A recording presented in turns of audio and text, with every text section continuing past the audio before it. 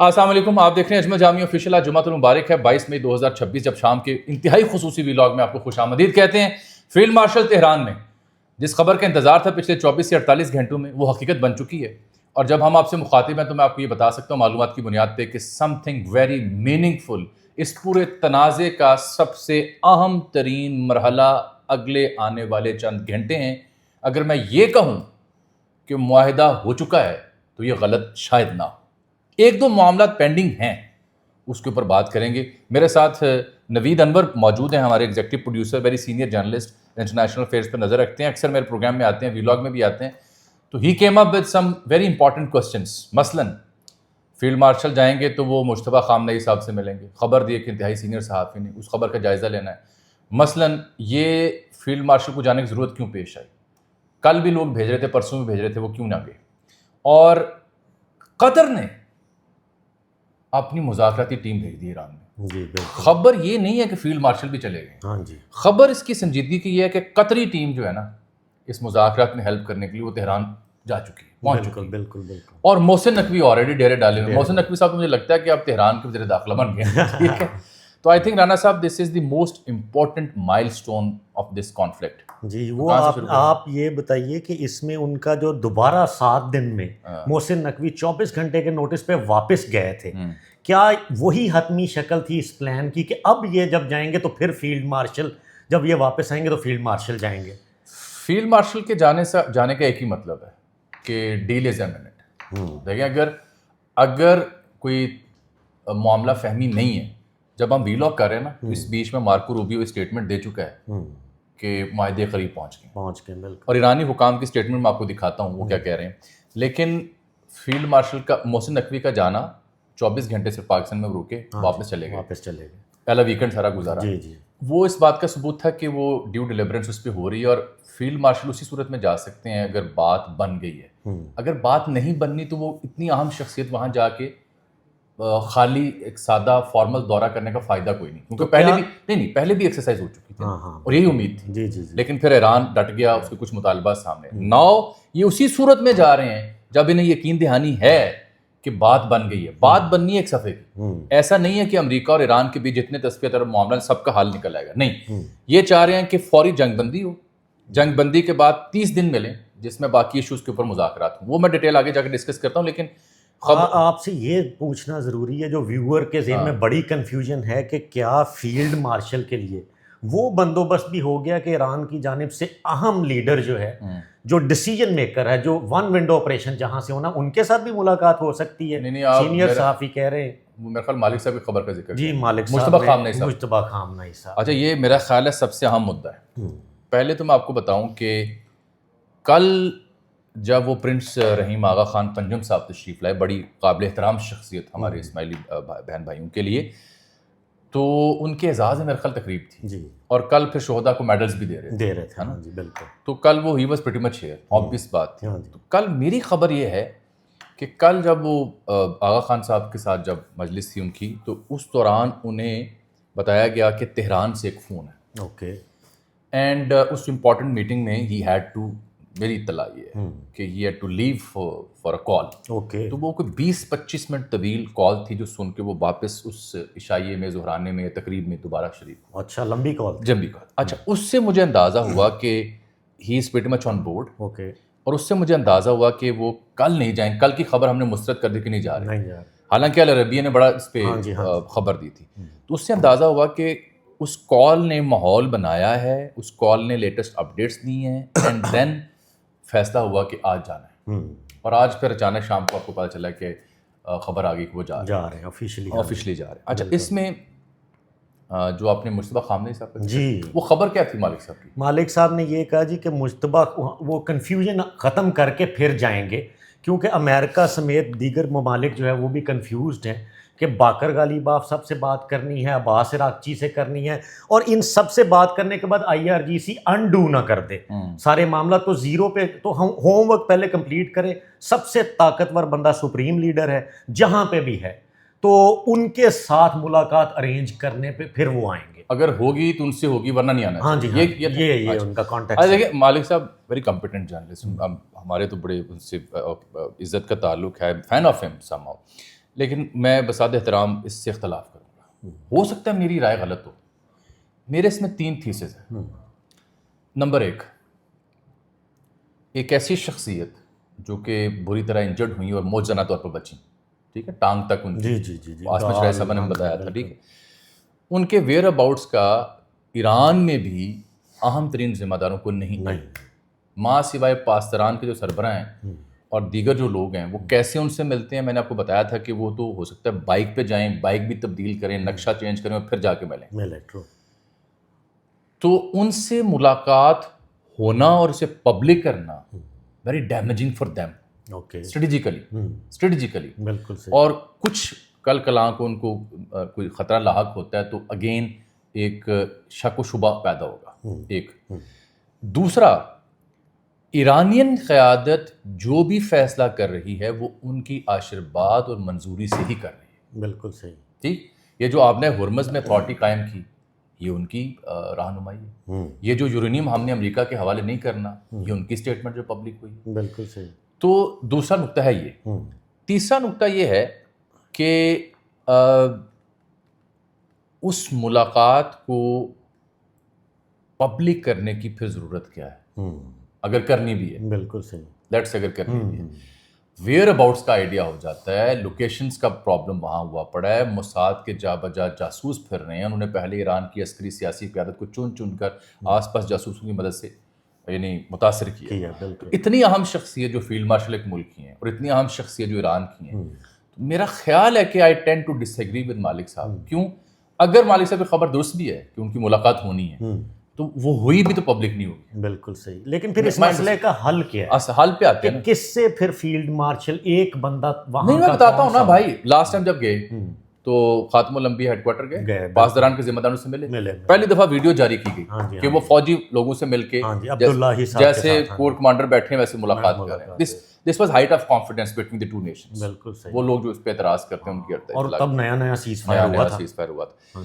اب اس میں وہ دیکھا نقوی دوبارہ ملے اس سے، عباس عراقچی صاحب سے، صدر سے ملے، پاسداران کے ذمہ دار سے جاتے ہی ملے. تو وہ باقر کالیباف صاحب کو نیا مذاکرات کارکن نے بنا دیا ہوا ہے، سعد بقائی صاحب کو بھی لگا دیا ہوا ہے. تو جتنے لوگ مذاکراتی عمل کا حصہ ہیں ان سب سے نقوی صاحب بھی ملے ہیں، ان سب سے یہ بھی ملیں گے، یہ صدر سے بھی ملیں گے، یہ پاسداران کے ذمہ داروں سے لازم ملیں گے اور وہ بھی پبلکلی بتایا جائے گا. اور I think he is there to make an announcement. بالکل. میری خبر یہ ہے کہ اب اس دورے میں اناؤنسمنٹ ہوگی، وہ لیٹر آف انٹینٹ کی اناؤنسمنٹ ہوگی. اس کے اوپر کام ہو چکا ہے. 2 تنازعات ہیں جو میں بتا سکتا ہوں اور ایران نے ایک بڑا سمارٹ موو چلی ہے. مجھے لگتا ہے کہ مذاکرات کا جو حتمی مسودہ ہے نا وہ تقریباً تیار ہو گیا. اوکے. اور 2 مدعے جو ہیں وہ یہ ہیں یورینیم کے ذخائر 400 kg اور آبنہ ہرمز پر کنٹرول ایران کا. بالکل. ایران نے ایک سمارٹ موو پتہ کیا کی ہے نوید صاحب؟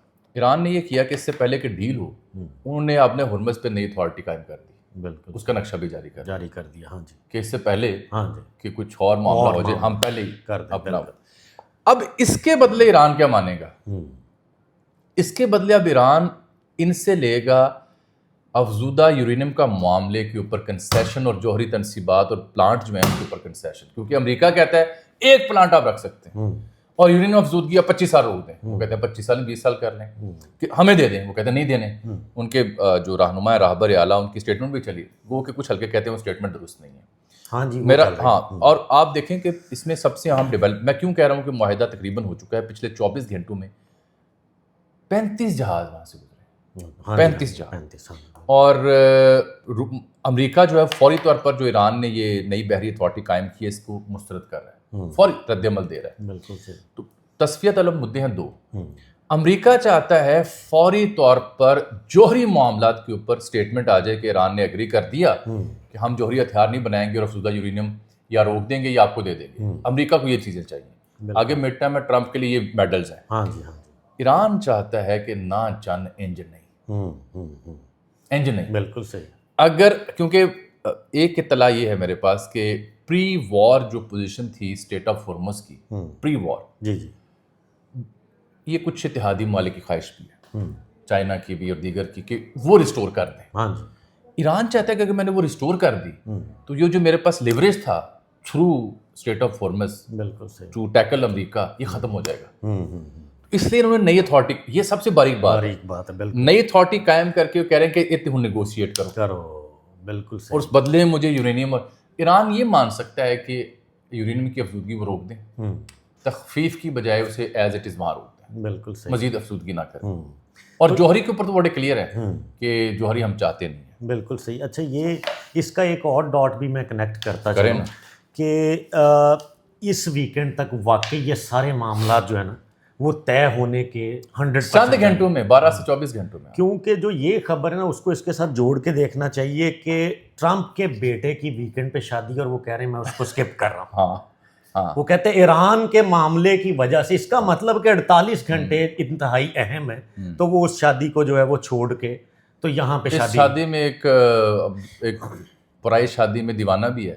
عبداللہ کون ہے؟ نہیں, عبداللہ تو میں نہیں کہوں گا, بڑا مقدس نام ہے, ایک بدبخت ہے اسرائیل. اچھا اچھا, ہاں. وہ اب یروشلم پوسٹ یہ پنگا کر رہا ہے کہ ایران نا گلف کنٹریز اسرائیل کے خلاف اچانک حملہ کر سکتا. اچھا اچھا, ہاں. پہلے انہوں نے عراقی سرزمین استعمال کر کے یو اے پہ حملے کیے, جی جی جی, پھر سعودی عرب پہ کیے, پھر نیتن یاہو کی ٹرمپ سے ہیٹڈ کال ہوتی ہے, بالکل بالکل, اور وہ کہتے ہیں نہیں جنگ کرو, وہ کہتا نہیں کرو.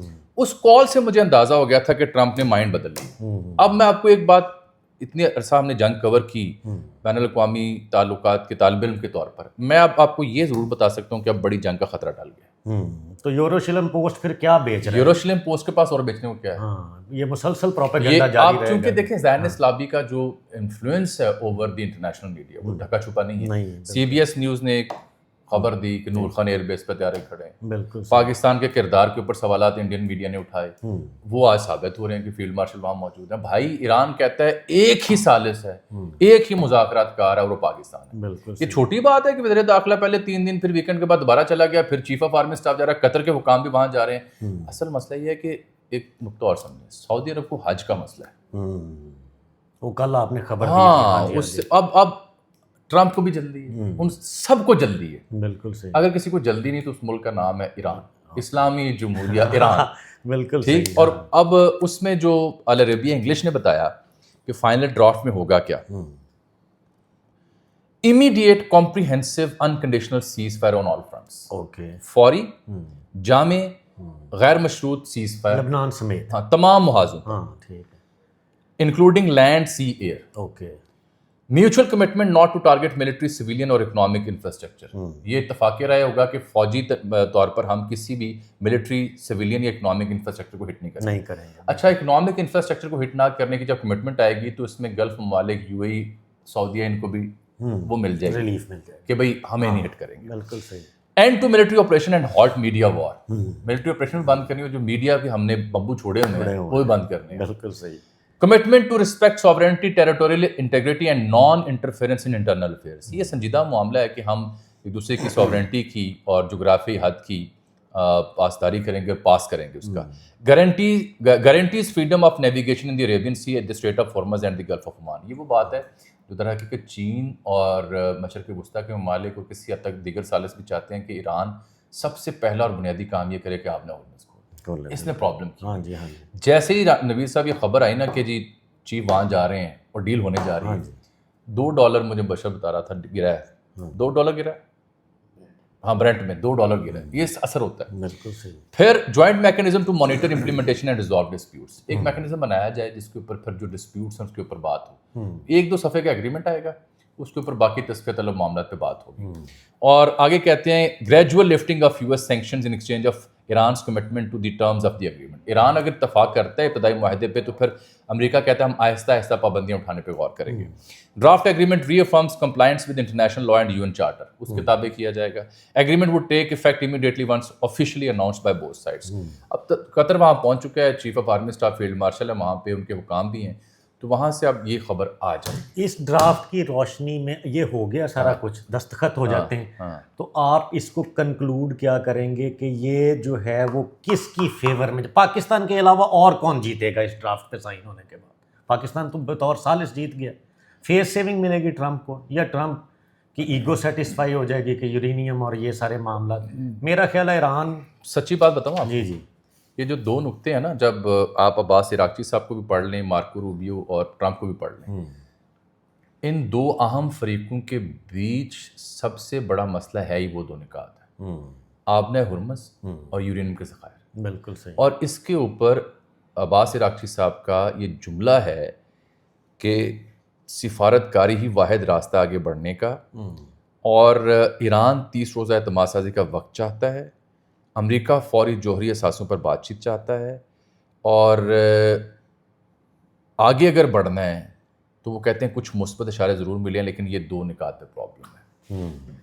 ان دو نکات کا سلوشن مذاکرات کار یہ دے رہے ہیں کہ آپ آبنۂ ہرمز کھول دیں، باقی کو اگلے 30 دنوں میں ڈال دیں۔ امریکہ چاہتا ہے نئی یورینیم کا مسئلہ بھی فوری حل ہو، ایران چاہتا ہے آبنۂ ہرمز کا لیوریج یوز کر کے اگلی ڈیل پہ اثر انداز ہو۔ یہ ہے اچھا، فائدہ کس سے ہوگا؟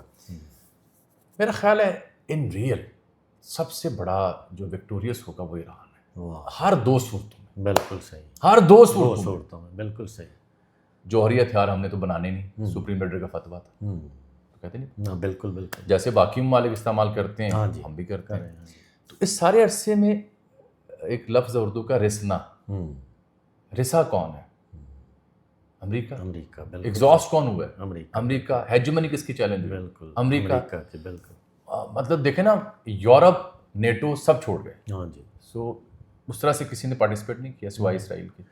تو میرا خیال ہے کہ through Pakistan both will have a face amicable, and یہ چیف جو جا رہے ہیں نا فائنل پش کے لیے جا رہے ہیں کہ اب آ جائیں، چھوڑیں اس بات کو، آگے چلیں، بہت ہو گیا، اب نکلیں۔ اور یہ جب تک ان کو ایشورنس نہیں ملنی تھی نا تب تک وہ دورہ نہیں کر سکتے۔ تو اسرائیل کیا کرے گا یہ سب معاملات جب اسرائیل یہ کرے گا، انداز میں ہو جائیں گے، اسرائیل وہ کام کرے گا جس کے لیے وہ جانا جاتا ہے، پراکسیز کے ذریعے اس خطے میں بدامنی، یو اے ای کو آئسولیٹ کر کے اس کے لیے گلف کنٹری کا بیڑا غرق، اور ایران کے خلاف مسلسل ایک محاذ رائی کا ماحول بنائے رکھے گا۔ لیکن کنیسٹ میں وہ ایک بندہ آ گیا کہ ڈیزالو کرو، نیا الیکشن کراؤ، کرپشن چارجز بھی ہیں۔ نیتن یاہو کا سروائیول اس میں صرف جنگ ہے، بالکل صحیح، سو اس کی وار اکانومی کی بنیاد پہ وہ چلتا ہے۔ لیکن آپ یہ دیکھیں کہ ٹرمپ کے لیے مشکل کیا پیدا ہوئی ہے۔ چین کے دورے میں چین کیسے اثر انداز ہوا ہے پوری دنیا پہ، اس کا ثبوت یہ ہے کہ تائیوان کو جو انہوں نے $14 ارب کے ہتھیار دینے تھے وہ مؤخر کر دی، بالکل کر دی۔ خبر یہ بھی نہیں ہے، خبر آتی ہے جب دورہ ختم ہوتا ہے تو تائیوان کی پوزیشن کے اوپر سوال ٹرمپ سے پوچھا جاتا ہے تو اس نے کمنٹ نہیں کیا، اور اس نے کہا کہ آپ فارمل آزادی کا اعلان نہ کریں، وہ چین کی فتح۔ دوسرا $14 ارب کے ہتھیار دینے سے انکار، یہ دوسری فتح۔ اب چین کا ایران امریکہ مذاکرات میں جو اثر ہے وہ ان دو اشاروں سے آپ سمجھیں۔ بالکل صحیح۔ جاتے جاتے آخری کیا کہ ان لوگوں کا کیا کرنا ہے جنہوں نے کہا تھا کہ پاکستان اس کھیل سے آؤٹ ہو گیا ہے، اور پاکستان نے خاموش سفارتکاری شدید انداز میں جاری رکھی، اور پاکستان نے اتنا گریٹ کم بیک کیا ہے۔ آپ کو پاکستان کی تعریف کرنے میں کوئی مسئلہ تو نہیں ہے؟ مجھے کیوں ہوگا؟ ہاں، لوگوں کو ہے، نہیں، جن باہر بیٹھے۔ میرا مسئلہ سمجھیں، میں اب P T A Noon League Peoples Party صاحب کو ڈسکس کرتا ہوں۔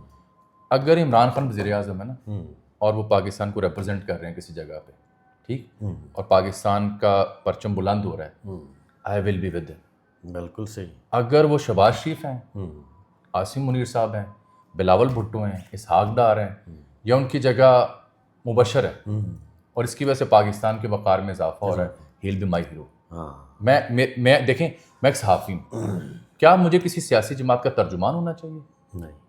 کیا مجھے پاکستان کے قد کاٹ میں اضافے پہ تکلیف ہونی چاہیے؟ نہیں۔ مجھے تکلیف تب ہوگی جب میرا پرسنل وینڈیٹ ہے اور میرا کوئی ویسٹڈ انٹرسٹ ہے۔ وہ تمام لوگ جو باہر بیٹھ کے پاکستان، چاہے انڈیا پاکستان جنگ ہو، انہوں نے کہا ڈرامہ ہے، پھر کیا ہوا؟ پھر آئے واپس۔ اب اس جنگ میں بھی کہا ڈرامہ ہے، پاکستان کی کوئی حیثیت نہیں ہے۔ یعنی یہ وہ کم بخت ہیں جو امریکہ، سعودی عرب، ترکی، چائنا، ایران بار بار کہہ رہے ہیں کہ یار پاکستان نہیں مانتے۔ تو اس کا مطلب یہ ہے کہ صاحب آپ کو، یعنی اگر آپ کو اپنے ملک سے اور اس کے وقار سے، اس کی عزت سے بڑھ کر کوئی شے عزیز ہے تو معذرت، مجھے آپ پہ ترس آتا ہے، رحم آتا ہے۔ تو یہ میرا مسئلہ نہیں ہے، بالکل یہ میرے ملک کا مسئلہ ہے۔ اب مجھے بتائیں جتنی ہم نے گفتگو کی اس میں کیا نون لیگ کی میں نے بات کی، پی ٹی اے کی بات کی، پیپلز پارٹی کی، پاکستان کی بات کر رہا ہوں بھائی۔ بالکل۔ تو یہ کون سی صحافت ہے؟ یہ صحافت نہیں ہے۔ ہاں جی، آج پھر ان کے منہ کو تالے لگ جانے کے، یہ صحافت نہیں ہے۔ اصل میں المیہ پاکستان میں ہی ہو چکا ہے کہ یوٹیوبر مختلف سیاسی جماعتوں کے ترجمان بن چکے ہیں۔ اجازت لے لیں جی، وہ مبشر کہہ رہے بات کر دو، اللہ حافظ۔